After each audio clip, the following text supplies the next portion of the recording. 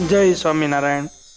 શ્રી સ્વામિનારાયણ ગુરુકુળ રાજકોટ સંસ્થાન દ્વારા આયોજિત SGS ઓનલાઈન ગુરુકુળ વતી હું ધર્મેશ સંખાવરા આપ સર્વ વિદ્યાર્થી મિત્રોનું હાર્દિક સ્વાગત કરું છું.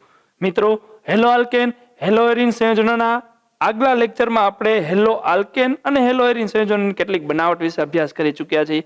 એ સિવાય એના ગુણધર્મોનો અભ્યાસ કર્યો છે.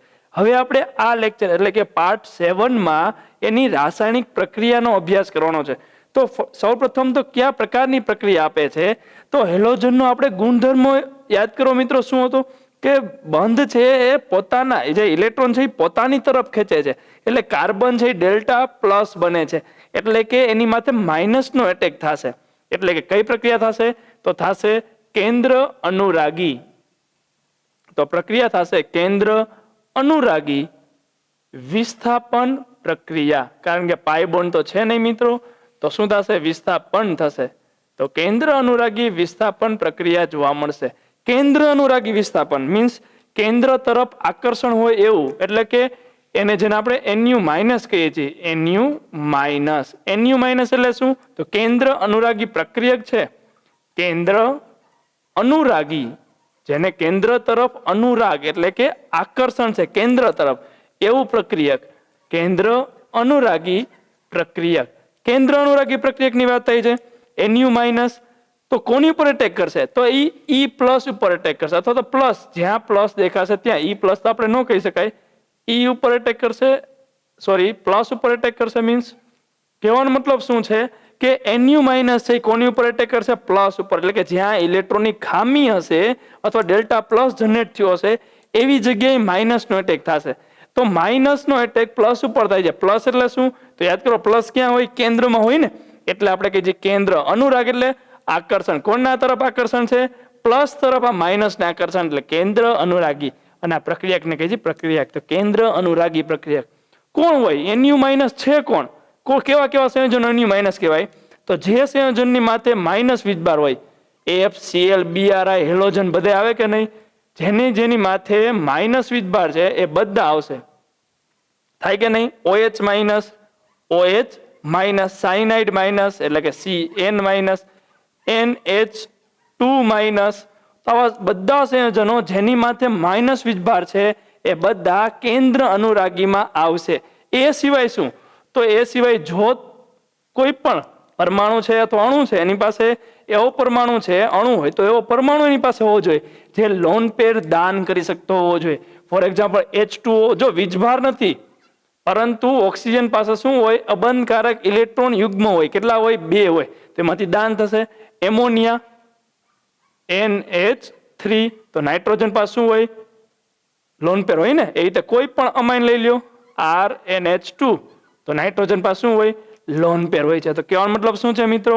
કે જેની પાસે અબંધકારક ઇલેક્ટ્રોન યુગ્મ હોય એવા, અથવા જેની પાસે માઇનસ વીજભાર છે એ બધાને આપણે કહેશું કેન્દ્ર અનુરાગી પ્રક્રિયા. થવાનું શું છે? તો સિમ્પલ પ્રક્રિયા થવાની છે. જોજો મિત્રો, આપણી પાસે આ જગ્યાએ શું છે? કોઈ પણ હેલોજન છે ને, એટલે આપણે RX કહી દો. RX આપણી પાસે છે. તો X તો હંમેશા કેવો બનવાનો? Delta minus. અને R કેવો બનશે? Delta plus. તો શું થશે? NU માઇનસ છે, NU માઇનસ એ શું કરશે? તો R ઉપર એટેક કરીને બંધ બનાવશે. R ઉપર એટેક કરશે, બંધ બનાવશે. આ હેલોજન ઇલેક્ટ્રોન લઈને જતો રહે.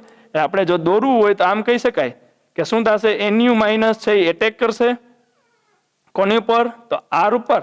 અને આ હેલોજન છે એ પોતાના ઇલેક્ટ્રોન લઈને છૂટો. તો બનશે શું? જોવો જોઈએ. તો લખવું છે શું બન્યું હશે? તો R સાથે કોણ જોડાઈ જાય? તો R સાથે જોડાઈ જાય NU. અને શું છૂટું પડ્યું હશે? X છે ને, તો આપણે શું કહી ગયા? X માઇનસ છે એ છૂટું પડ્યું હશે. સિમ્પલ વસ્તુ છે. તો આખા આપણે જે રિએક્શન જે ભણવાની છે આખા પાઠમાં એ સિમ્પલ જ હશે. કાર્બન ઉપર જે પ્લસ બને છે એની ઉપર NU માઇનસનો એટેક કરશું, ત્યાં જોડી દેશું અને હેલોજનને દૂર કરવાનો થશે. તો હેલોજન જે કાર્બન સાથે જોડાવાનો છે એ કાર્બન પ્લસ બનશે અને ત્યાં એટેક કરવાનો છે. એટલે આપણે એને કહીએ છીએ કેન્દ્ર અનુરાગી પ્રક્રિયા. અને વિસ્થાપન થાય છે. X નું વિસ્થાપન કોના વડે થયું? NU વડે. એટલે કેન્દ્ર અનુરાગી વિસ્થાપન પ્રક્રિયા. ઇંગ્લિશ કરો તો ન્યુક્લિયોફિલિક. કેન્દ્રનું ઇંગ્લિશ થાય ન્યુક્લિયોફિલિક. આને શું કહેવાય? તો ન્યુક્લિયોફિલિક રિએક્ટન્ટ. ન્યુક્લિયોફિલિક સબસ્ટિટ્યુશન ને પ્રક્રિયા રિએક્શન ન્યુક્લિયોફિલિક સબસ્ટિટ્યુશન. એટલે બે પ્રકારની આપણે ભણવાની છે, SN1 એન્ડ SN2. તો ન્યુક્લિયોફિલિક સબસ્ટિટ્યુશન કેન્દ્ર અનુરાગી વિસ્થાપન બે પ્રકારના છે, SN1 અને SN2. ન્યુક્લિયોફિલિક સબસ્ટિટ્યુશન એટલે ગુજરાતી જ થાય કેન્દ્ર અનુરાગી વિસ્થાપન, બે સેમ જ છે પણ ઊંધેથી બોલાય ન્યુક્લિયોફિલિક સબસ્ટિટ્યુશન. ન્યુક્લિયોફિલિક કેન્દ્ર અનુરાગી સબસ્ટિટ્યુશન વિસ્થાપન. તો મિત્રો હવે આપણે અભ્યાસ કરવાનો છે SN1 અને SN2 પ્રક્રિયા કઈ રીતે થાય છે એના વિશે. તો ચલો સ્ટાર્ટ કરીએ SN1 SN2. તો મિત્રો કેન્દ્ર અનુરાગી વિસ્થાપન પ્રક્રિયા એમાં મુખ્ય આપણે બે ભણવાની છે, SN1 અને SN2. તો SN1 થી સ્ટાર્ટ કરીએ. SN1 શું છે પહેલા એના વિશે માહિતી મેળવીએ. SN1 નો મતલબ તો આપણે અભ્યાસ કર્યો, N for nucleophilic, S for substitution કેન્દ્ર અનુરાગી વિસ્થાપન. 1 શું છે તો એ પ્રક્રિયા ક્રમ છે. જો એ કઈ રીતે થાય છે તો પહેલા તો આના માટે પ્રક્રિયા વેગ લખશું કે પ્રક્રિયા વેગ શું થાય. પ્રક્રિયા વેગ કે કોઈ પણ SN1 પ્રકારની પ્રક્રિયા છે તો પ્રક્રિયા વેગ કઈ રીતે લખી શકાય તો અચળાંક K,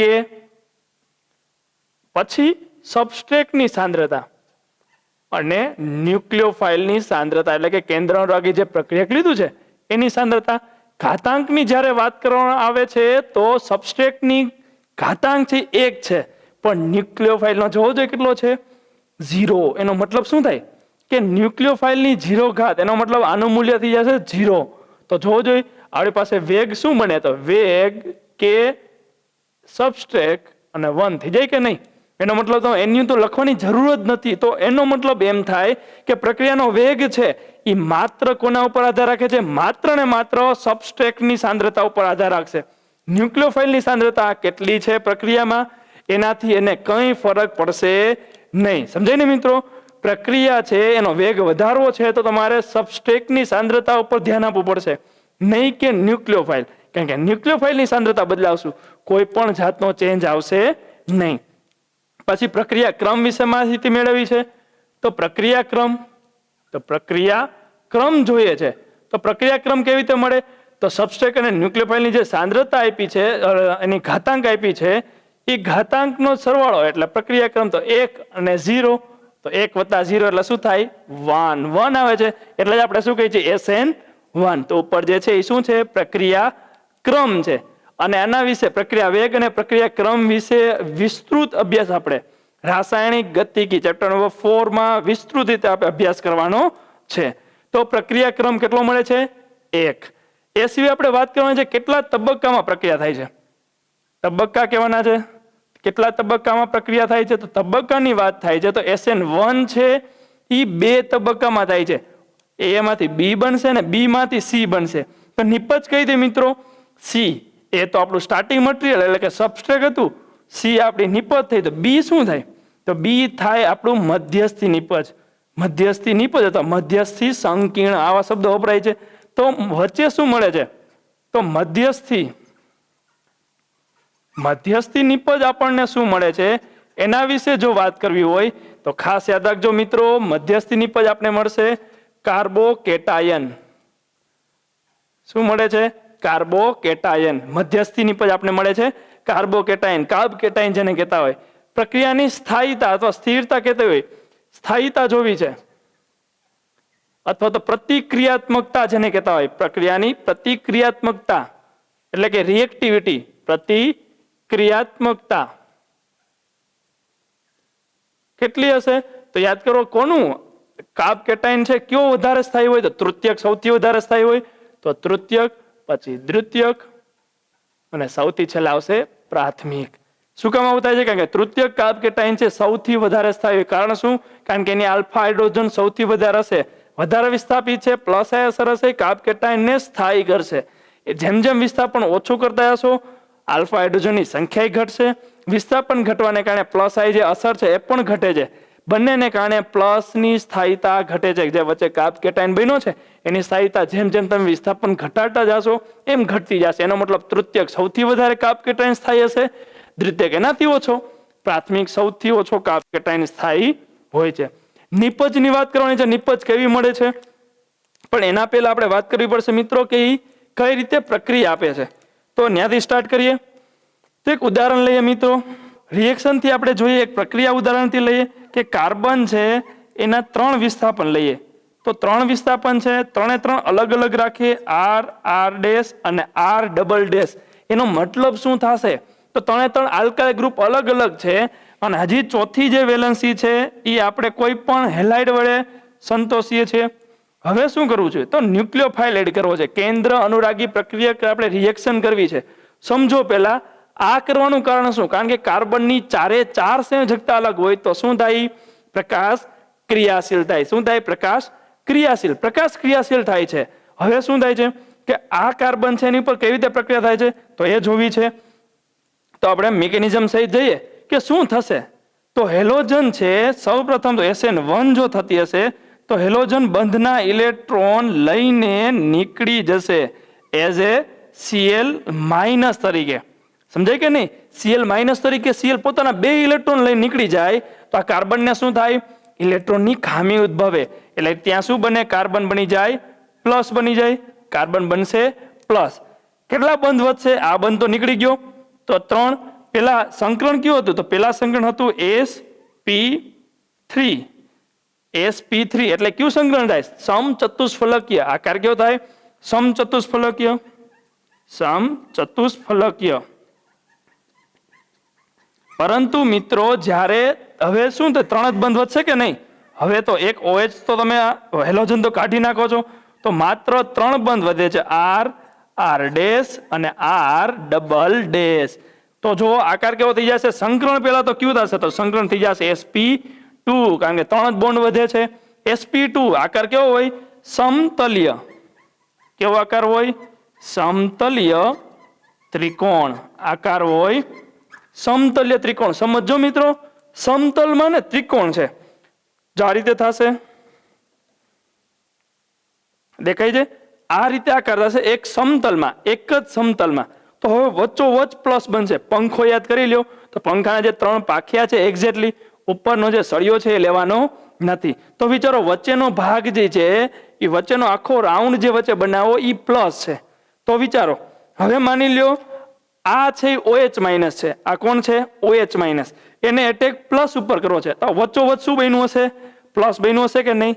તો માની લ્યો આ રીતે છે અથવા તો આ રીતે રાખે. ચલો, એ વચ્ચોવચ્ચ મોટું ગોળ આકારનો પ્લસ બન્યો છે. બંને બાજુ જ દેખાય છે. તો વિચારો આ છે માઇનસ કઈ બાજુ એટેક કરશે? રાઈટ સાઈડથી કે આ લેફ્ટ સાઈડથી? તો તમે એમ કહીશો ને બંને સાઈડથી. કારણ શું? કારણ કે વચ્ચોવચ્ચ પ્લસ છે અને બંને બાજુથી સરખો દેખાય છે તો એ બંને બાજુથી એટેક કરી શકે. એક્ઝેક્ટલી. તો એ જ વસ્તુ આપણે કહેવાની છે કે બંને બાજુથી એટેક શક્ય છે. બંને બાજુથી એટેક શક્ય છે. તો પ્લસ છે, પ્લસ છે આ રીતે.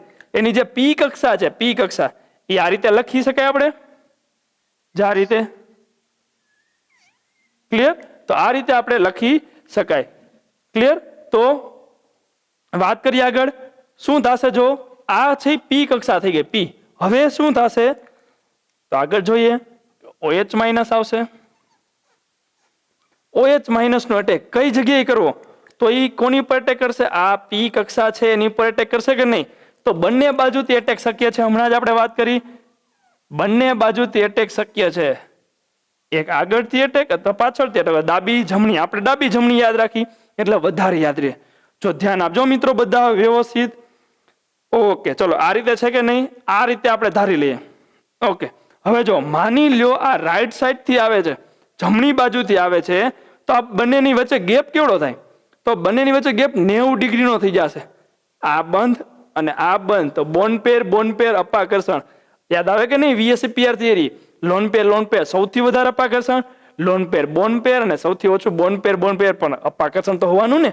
એનો મતલબ આ બધાય બંધ છે એ દૂર ફંગોળાઈ જશે અને આ રીતે ગોઠવાઈ જશે કે નહીં? જો શું થયું? સમતલમાં હતા બધાય દૂર ફંગોળાઈ ગયા. આ આવ્યો આપણો OH એનાથી દૂર.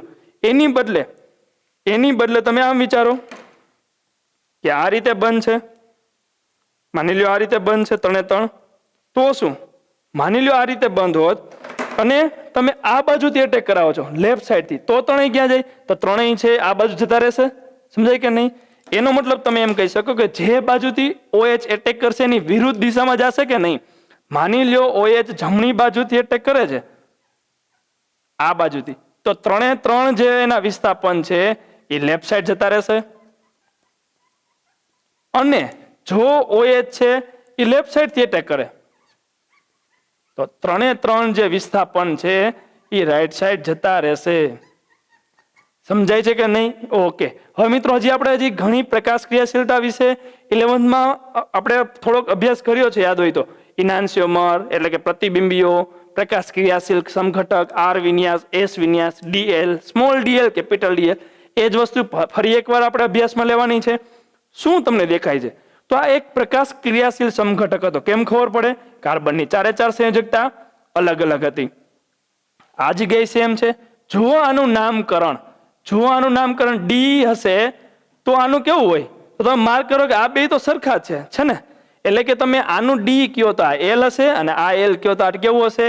સ્મોલ ડી અને સ્મોલ એલ છે એ પોલારીમીટર થી ખબર પડે છે. ડેક્સ્ટ્રો રોટેટરી, લીવો રોટેટરી, દક્ષિણ ભ્રમણીય, વામ ભ્રમણીય, D plus, small L minus. Okay, તો આ બંનેનું 50-50% મિશ્રણ મળશે ને? કારણ શું? કારણ કે સમતલ હતું. કેટલો એટેક થાય? જેટલો એટેક તમે ડાબી બાજુથી કરી શકશો એટલો એટેક જમણી બાજુથી થશે. એનો મતલબ બંને નિપજ કેવી મળશે? 50-50% મળશે. માની લ્યો આ 50% છે અને શું છે તો ઈ ડી પ્લસ છે. માની લ્યો શું છે મિત્રો? ડી પ્લસ છે એમ ધારી લે. પ્લસ આપણે શું મળ્યું? તો 50% બીજી નિપજ મળી. શું છે? તો એલ માઇનસ છે. હવે યાદ રાખજો મિત્રો, પોલારીમીટર ટ્યુબથી જ્યારે તમે જોવો છો તો વિચારો, ડી પ્લસ મેળવું, જમણી બાજુ કોણ આવર્તન થાય છે? માની લ્યો આ અક્ષ હતી, આ તમારી અક્ષ છે, ત્યાંથી જમણી બાજુ એટલે આમ કોણાવર્તન થયું આટલું. હવે શું છે? 50% એલ માઇનસ એટલું જ કોણાવર્તન લેફ્ટ સાઈડ કરવો જોઈએ. આમ થાય તો એનો મતલબ હતા ત્યાં ને ત્યાં આવી ગયા કે નહીં? એનો મતલબ પ્રકાશ અક્રિયાશીલ, કારણ કે જેટલું રાઈટ સાઈડ થશે એટલું જ લેફ્ટ સાઈડ, અથવા જેટલું લેફ્ટ સાઈડ થશે એટલું જ કોણાવર્તન શું થાય? રાઈટ સાઈડ થાય. એનો મતલબ ઓવરઓલ પ્રકાશ ક્રિયાશીલતા કેવી હશે? તો આ જે સંયોજન મેળવ્યું એને કહેવાય રેસેમિક મિશ્રણ. અને રેસેમિક મિશ્રણ કેવું હોય? તો પ્રકાશ અક્રિયાશીલ હોય. કેવું હોય મિત્રો? પ્રકાશ અક્રિયાશીલ. શું કામ? એ ખબર પડી ગઈ છે, કારણ કે 50 ડી અને 50 એલ. પ્યોર ડી હોત અથવા પ્યોર એલ હોત તો તમારો પદાર્થ પ્રકાશ ક્રિયાશીલ શક્ય હોય. આ પદાર્થ છે નો ડાઉટ 100% પ્રકાશ ક્રિયાશીલ હશે, કારણ કે કોઈ પણ એક જ વિન્યાસ છે. પણ જ્યારે નિપજ મળે છે ત્યારે તમને 50-50% બે ઊંધા સવડા વિન્યાસ મળે છે. એનું મિશ્રણ ઓવરઓલ શું થઈ જાય છે? પ્રકાશ અક્રિયાશીલ થાય છે. શું કામ? ફરીથી એકવાર કહું છું, માની લો ડી પ્લસ છે એ જમણી બાજુ 10 નું કોણાવર્તન દેખાડે છે, એલ માઇનસ 10 નું જ લેફ્ટ સાઈડ કોણાવર્તન દેખાડશે. જેટલું જમણી બાજુ કોણાવર્તન થયું હશે એટલું જ પાછું લેફ્ટ સાઈડ થાય તો ઓવરઓલ શૂન્ય થઈ જાય. એનો મતલબ પદાર્થ પ્રકાશ ક્રિયાશીલ થાય. બીજું, વચ્ચે શું બને છે? તો વચ્ચે આપણે કાર્બોકેટાયન બને છે. શું બને છે? કાર્બોકેટાયન. અને કાર્બોકેટાયનની સ્થાયીતા મિત્રો આપણે અભ્યાસ કરી ચૂક્યા છીએ કે તૃતીયકની સૌથી વધારે સ્થાયી હોય, દ્વિતીયક એના પછી, અને પ્રાથમિક સૌની છેલ્લે. ક્લિયર? તો આ ઉપરથી આપણે એટલું કહીએ કે નિપજ કેવી મળશે? તમે આમાં હજી 2-3 પોઈન્ટ ઉમેરી ગયો કે સ્થાયીતા, પ્રતિક્રિયાત્મકતા આપણે વાત કરી, ત્યારબાદ આપણે શું કહી શકાય કે નિપજ કેવી મળશે? તો નિપજ આપણે મળશે રેસેમિક મિશ્રણ. અને પ્રકાશ ક્રિયાશીલતા, નિપજની પ્રકાશ ક્રિયાશીલતા કેવી હશે? પ્રકાશ ક્રિયાશીલતા કેવી હશે? તો નિપજ છે એ પ્રકાશ અક્રિયાશીલ હશે. પ્રકાશ અક્રિયાશીલ. સમજાય કે નહીં? તો નિપજની વાત થાય છે. નિપજની પ્રકાશ ક્રિયાશીલતા કેવી હશે? તો પ્રકાશ અક્રિયાશીલ હશે. કારણ શું? કારણ કે રેસેમિક મિશ્રણ મળે છે. યાદ રાખજો, દ્રાવકો ઘણીવાર પૂછાય છે. દ્રાવક છે એ ધ્રુવીય લેવાય છે કે દ્રાવકો કેવા યુઝ થાય છે? તો દ્રાવકો છે એ ધ્રુવીય દ્રાવકો યુઝ થાય છે. ધ્રુવીય દ્રાવકોમાં કોણ આવે? તો પાણી આવે, H2O, આલ્કોહોલ આવે, અલગ અલગ આલ્કોહોલ આવે, એસિટિક એસિડ આવે, આ બધા જે દ્રાવકો છે એ એમાં ધ્રુવીય દ્રાવકો તરીકે લીધા હોય તો સમજી જવાનું SN1 છે. તો મિત્રો SN1 ક્યારે થશે? તો એક જ વસ્તુ યાદ રાખો, તૃતીયક હોય, ધ્રુવીય દ્રાવક હોય, આવક હોય, પાછળ તૃતીયક આપ્યું છે, તેનો મતલબ SN1 જ હશે. ક્લિયર? તો તો ફટાફટ એકવાર રિવિઝન કરી નાખીએ. પ્રક્રિયાનો વેગ માત્ર કોના ઉપર આધાર રાખશે? સબસ્ટ્રેટ ઉપર. ન્યુક્લિયોફાઇલની સાંદ્રતા ઉપર આધાર રાખશે નહીં. પ્રક્રિયા ક્રમ કેટલો છે? 1, કારણ કે સબસ્ટ્રેટની સાંદ્રતા એનો જ આપણે ઘાતાંક લે છે, ન્યુક્લિયોફાઇલનો તો છે જ નહીં, એટલે 1. કેટલા તબક્કા છે? 2.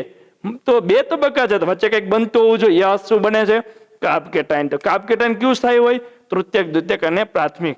એનો મતલબ તમને 3 અલગ અલગ હેલાઇડ આપ્યા છે, પ્રાથમિક, દ્વિતીયક અને તૃતીયક. તો કયું હેલાઇડ સૌથી ઝડપથી પ્રક્રિયા આપશે? યસ, તૃતીયક હેલાઇડ સૌથી ઝડપથી પ્રક્રિયા આપશે. નિપજ કેવી મળશે? તો રેશમિક મિશ્રણ મળશે. એની પ્રકાશ ક્રિયાશીલતા કેવી હશે? તે પ્રકાશ અક્રિયાશીલ હશે. દ્રાવકો કેવા લેવાય છે? તો ધ્રુવીય દ્રાવકો H2O, ઇથેનોલ અથવા તો આલ્કોહોલ અને એસિટિક એસિડ જેવા ધ્રુવીય દ્રાવકોની જરૂર પડે છે. તો આ વાત થઈ SN1 ની. નેક્સ્ટ વાત કરવાની છે SN2. તો મિત્રો SN1 ત્યારબાદ છે આપણી પાસે SN2. ન્યુક્લિયોફિલિક સબસ્ટિટ્યુશન જ છે, કેન્દ્ર અનુરાગી વિસ્થાપન પ્રક્રિયા છે. પરંતુ SN2 શું કહેવા માંગે છે? તો એનો પ્રક્રિયા વેગ લખીએ તો પ્રક્રિયા વેગ બરાબર શું થાય? તો પ્રક્રિયા વેગ બરાબર K, વેગ અચળાંક છે આપણો, સબસ્ટ્રેટની સાંદ્રતા અને ન્યુક્લિયોફાઇલની સાંદ્રતા, કેન્દ્ર અનુરાગી પ્રક્રિયકની સાંદ્રતા, અને બંનેના ઘાતાંક છે મિત્રો 1, 1 છે. એનો મતલબ શું થાય? યસ, કે બંનેની સાંદ્રતા ઉપર આધાર રાખશે. યાદ આવે SN1 કે જે ન્યુક્લિયોફાઇલની સાંદ્રતા ઉપર આધાર રાખતું હતું નહીં, પણ હવે તો આ બંનેની સાંદ્રતા ઉપર આધાર રાખશે. પ્રક્રિયા ક્રમ જોવો છે તો બંનેની ઘાતાંકનો સરવાળો એટલે 1 + 1 કેટલો થશે? 2. એક્ઝેક્ટલી આપણે દેખાય છે કે આ 2 ક્યાંથી આવ્યા હશે. તો પ્રક્રિયા ક્રમ મળી ગયો. તબક્કાની વાત થાય છે, કેટલા તબક્કામાં થાય છે? તો એક જ તબક્કામાં થઈ જાય છે, સીધે સીધી. એ માંથી સીધી આપણી નિપજ મળશે B. એનો મતલબ વચ્ચે મધ્યસ્થી નિપજ જે SN1 માં આપણે મળતી હતી કાર્બોકેટાયન, એ આમાં મળશે નહીં. તો આપણે લખશું જ નહીં કે મધ્યસ્થી તબક્કો, કારણ કે મળવાનો જ નથી. એક જ તબક્કામાં પતે છે તો મધ્યસ્થી નિપજ મળતી નથી. પરંતુ આપણે એમ વિચારી શકીએ કે માની લો એક ટ્રેન છે, અમદાવાદથી સીધી જ મુંબઈ ઊભી રહે છે ટ્રેન, પણ વચ્ચે તમે સ્ટેશન આવે છે કોઈ બી ને દેખાશે તો ખરી ને જતી. તો એનો મતલબ ટ્રાન્ઝિશન સ્ટેટ જોઈ શકો, સંક્રાંતિ અવસ્થા જોઈ શકો. શું હશે? તો જો આપણે ઉદાહરણ તરીકે લઈએ કે એક ઉદાહરણ લઈએ આલ્કાઇલ હેલાઇડ. માની લો આપણે સેમ આગળ ઉદાહરણ જોયું એમ જ જોઈએ, R અને કોઈ પણ હેલોજન લઈએ, Cl લઈએ માની લ્યો. એની પ્રક્રિયા જ્યારે તમે OH- સાથે કરો છો તો શું થશે? યાદ કરો, પહેલી પ્રક્રિયામાં SN1 માં શું થતું હતું? તો OH એટેક કરે એ પહેલા જ હેલોજન નીકળીને કાર્બ કેટાયન બનાવતું હતું, એટલે કે સમતલ્ય ત્રિકોણ બનાવતું હતું. યાદ આવે? તો બંને બાજુથી એટેક શક્ય હતો. પરંતુ અત્યારે શું થશે? તો અત્યારે તમે માર્ક કરો છો કે હેલોજન નીકળો નથી, હેલોજન નીકળતો નથી. તો શું થશે? તો આવા સમય મિત્રો જો આ રીતે લખી શકાય, R' છે નીચે. હવે શું થશે? હકીકતમાં એ કેવી રીતે હશે? આ રીતે હશે કે નહીં? આ રીતે. sp3 સંગ્રહણ કેવું હોય? તો આ રીતે હશે, આ રીતે.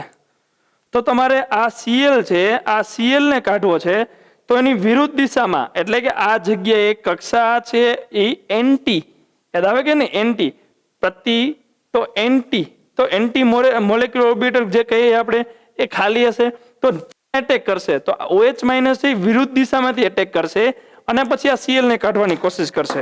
આપણે લખવું છે મિત્રો તો આપણે એમ કહી શકાય કે આની વિરુદ્ધ દિશામાં આ જો બોન્ડિંગ હોય તો એન્ટી બોન્ડિંગ, બંધ પ્રતિકારક, આ રીતે દોરી શકાય કે નહીં? હવે શું થશે? આ OH- છે એ સીધો બેક એટેક કરશે, પાછળની બાજુએથી એટેક કરશે. મિત્રો જોજો, આ જગ્યાએથી એટેક કરે છે તો શું થશે? તો તમે માર્ક કરશો કે આ બંધ બનશે તો આ બંધ એની સામેનો જે છે એ નિર્બળ બની જશે. અને જ્યારે સંકરણની વાત આવે છે ત્યારે પ્યોર બંધ હોય એને જ આપણે ગણવાના થાય. એનો મતલબ આ OH નો બંધ હજી નિર્બળ છે, ભાઈનો પૂરેપૂરો નથી, એટલે ગણશું નહીં. આ બંધ જે હતો પણ આ બંધ બનવાને કારણે CCl બોન્ડ છે એ નિર્બળ બની ગયો છે, એટલે એને પણ આપણે નહીં ગણીએ. તો 3 બોન્ડ વધે છે. 3 બોન્ડ એટલે કયો આકાર આવી જાય? તો સંકરણ થઈ જાય sp2 અને આકાર આવી જાય સમતલ્ય ત્રિકોણ, જે આગળ હતું એ જ. પણ કાર્બ કેટાયન નથી બન્યું. તમે આમ કહી શકો કે આ Cl નો બોન્ડ થોડોક નિર્બળ બન્યો છે અને આ બાજુથી કોણ એટેક કરે છે? તો આ બાજુથી એટેક કરે છે OH. આ તમે સંક્રાંતિ અવસ્થા લખી છે. મિત્રો હજી એકવાર માર્ક કરજો કે મધ્યસ્થી નિપજ મળતી નથી. મધ્યસ્થી નિપજ નથી મળતી, પણ આપણે વિચાર્યું કે આવું થતું હશે. શું થાય છે તમે માર્ક કરી શકો છો કે OH છે એનો બોન્ડ વધારે ને વધારે સ્ટ્રોંગ બનતો જાય છે. OH નો બોન્ડ વધારે ને વધારે સ્ટ્રોંગ બનતો જાય છે, અને Cl શું થાય છે, ધીમે ધીમે ઓછું થતું જશે. એક સમયે આ બોન્ડ એકદમ સ્ટ્રોંગ બની જશે, આ બંધ નીકળી જાય. તો હવે જો શું થશે, તમે માર્ક કરો છો કે હવે આ રીતે હશે, 3 3 આ બાજુ છે, અને એ બાજુથી જ કોણ આવે છે, OH આવે છે. એનો મતલબ આ ત્રણેય R છે હવે અત્યારે સમતલમાં છે. આ રીતે સમતલમાં ધારી લીધા છે. જો સમજો, આ રીતે સમતલમાં છે, કઈ બાજુ તો OH આવ્યો છે, આ બાજુથી આવે છે. તો આ ત્રણેય જે R છે એ ફરજિયાત આ બાજુ જ આવશે, ઓપ્શન નથી. SN1 માં 2 ઓપ્શન હતા. OH નો એટેક લેફ્ટ સાઈડ થી અને રાઈટ સાઈડ થી બંને બાજુથી થતો હતો, એટલે રાઈટ સાઈડ થી થાય તો બધા લેફ્ટ સાઈડ, અને લેફ્ટ સાઈડ થી થાય તો રાઈટ સાઈડ જતા હતા. પણ આમાં એવું નહીં થાય, આમાં એવું થશે નહીં. ઓપ્શન જ નથી તમારી પાસે, ફરજિયાત બેક એટેક થાય છે. આ બધા R છે એ ફરજિયાત રાઈટ સાઈડ જશે. એનો મતલબ નિપજ કેવી મળશે, તો નિપજ તમને કંઈક આવી મળશે, OH સિંગલ બોન્ડ C એની સાથે 3 R છે એ ફરજિયાત આ દિશામાં જતા રહેશે, R dash R double dash. એનો મતલબ તમે માર્ક કરી શકો કે જો આ પ્રક્રિયક આપણું D હોય તો નિપજ કેવી પડશે, તો નિપજ આપણે મળશે L માઇનસ, અને ઊંધાવડું કહી શકો ને આમ. અને જો આ L માઇનસ હશે તો આપણે નિપજ કેવી મળશે, D પ્લસ મળશે. એનો મતલબ જે પ્રોડક્ટ તમને મળે છે એ પ્રક્રિયક કરતા ઊંધી મળે છે, એટલે એને વ્યુત્ક્રમણ, શું કહેવાય છે, વ્યુત્ક્રમણ, અથવા ઇંગ્લિશ કરો તો ઇન્વર્ટેડ નિપજ, ઇન્વર્ટેડ નિપજ મળે છે. ખાસ યાદ રાખવાનું છે, ઉલટી જાય છે પ્રક્રિયા આખી. જો D નું L થઈ ગયું, L નું D થઈ જાય છે. જો ઓલી બાજુ, તો એનો મતલબ શું, માની લો D હતી, આપણે D જ રાખી, L અત્યારે નથી વિચારવું, કે માની લ્યો આ પ્રક્રિયક છે આપણું D હતું, તો પ્રકાશ ક્રિયાશીલ થયું કે નહીં, યસ, તો જ D અને L મળે. નિપજ શું થઈ ગઈ, તો નિપજ થઈ ગઈ L, તો પ્રકાશ ક્રિયાશીલ છે કે નહીં, યસ છે, તો જ આપણે L મળ્યું હોય. એનો મતલબ 100% L માઇનસ મળે છે. તો આખે પ્રકાશ ક્રિયાશીલ નિપજ થઈ, તો નિપજ કેવી થશે, નિપજ આપણી થશે પ્રકાશ ક્રિયાશીલ. કયા પ્રકારની થશે, તો ઇન્વર્ટેડ, કારણ કે ઊંધી થઈ જાય છે, D નું L, L નું D થઈ જાય છે. તો આપણે લખીએ પ્રતિક્રિયાત્મકતા કેવી હશે, પ્રતિક્રિયાત્મકતા લખવી છે તો કેવી રીતે લખશું, તો પ્રતિક્રિયાત્મકતા માટે શું જોશું, હવે SN1 માં તો કાપ કેટાયન હતું, એટલે આપણે આઈડિયા આવી ગયો કે તૃતીયક કાપ કેટાયન સૌથી સ્થાયી. આમાં શું થશે, તો મિત્રો શું જોવાનું છે, જો OH માઇનસ ને એટેક કરવો છે, બેક એટેક છે કે નહીં, એનો મતલબ આ R ગ્રુપ છે એ બંને એટલા નાના હોવા જોઈએ. કેવા હોવા જોઈએ, નાના. માની લ્યો તમે ઉદાહરણ તરીકે લઈએ, આપણે C છે, આ બાજુ Cl હતો કે નહીં, આ બાજુ 3 3 હાઇડ્રોજન જોડ્યા છે, હાઇડ્રોજન એકદમ નાના છે કે નહીં, તેનો મતલબ OH પાછળથી આવીને ફટાફટ એટેક કરશે. પણ હું આ જગ્યાએ CH3 એક જોડું તો CH3 તો આ મોટું ગ્રુપ થઈ ગયું નહીં. તો જેમ જેમ તમે મોટા મોટા ગ્રુપ જોડતા જાઓ, CH3 માની લો 3 3 CH3 જોડી દીધા, તો CH3 એટલે હવે તમે CH3 હકીકતમાં પાછો H આમ હોય ને, તો આખું વૃક્ષ જેવું બનશે કે નહીં. એનો મતલબ OH જે છે એ પાછળની બાજુથી એટેક કરવો છે તો કરી શકશે નહીં. કારણ શું, અવકાશીય અવરોધ નડે, અવકાશીય અવરોધ નડે, સ્ટેરિક હિન્ડ્રન્સ જેને આપણે કહીએ છીએ. તો પાછળની બાજુથી એટેક કરવો છે તો અવકાશીય અવરોધ બંને એટલો ઓછો હોવો જોઈએ. એનો મતલબ કોણ, તો પ્રાથમિકમાં સૌથી ઓછો હોય, દ્વિતીયકમાં એનાથી વધારે હોય, અને તૃતીયકમાં સૌથી વધારે હોય, એટલે તૃતીયકમાં પ્રક્રિયા થતી નથી એમ કહી શકાય. તો ઊંધો ઓર્ડર થઈ ગયો કે નહીં, SN1 કરતા ટોટલી ઇન્વર્સ થશે SN2 માં.